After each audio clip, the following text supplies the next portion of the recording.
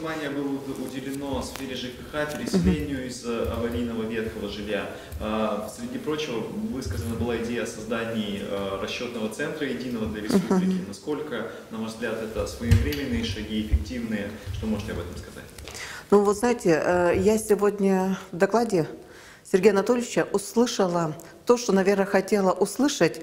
Прежде всего, это обновление и очищение в сфере жилищно-коммунального хозяйства как одно из основных направлений в программе возрождения Республики Коми. И тот приоритет, который он поставил, именно создание системы жесткого государственного контроля, наверное, это, сдвиг даст в этой сфере. Прежде всего, это вот как раз те направления, которые озвучил создание единого республиканского расчетного центра, чтобы действительно сегодня жители увидели вот прозрачность тарифообразования и денежных средств поставщиков услуг. То, что сегодня действительно из всех социальных проблем вопроса жилищно-коммунального хозяйства и прежде всего в вопросах нормативов, тарифов очень много встает перед населением. Можно сказать, в принципе, это на первом плане они. И вот эта система, наверное, даст недопущение аффилирования продажных чиновников и всех бизнес-структур, которые непосредственно работают в сфере жилищно-коммунального хозяйства, действительно цель ставить не предоставление качества услуг, а задачу, которую действительно выполняли они, каким бы способом очередной раз отнять у населения деньги.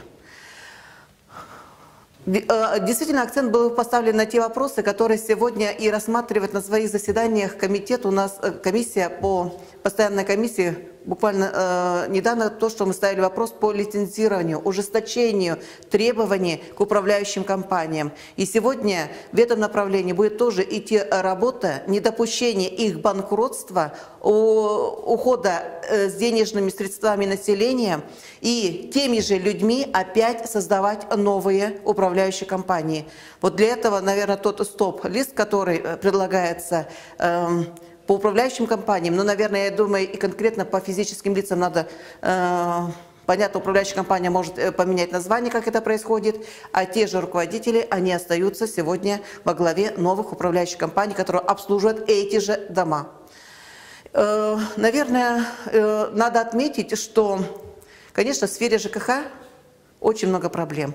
И ту задачу, которую Сергей Анатольевич сегодня поставил перед правительством, работать с федеральными структурами и по максимуму войти по модернизации инженерно-технических различных проектов в сфере ЖКХ для городов до 250 тысяч населения. В принципе, это для республики это очень важно.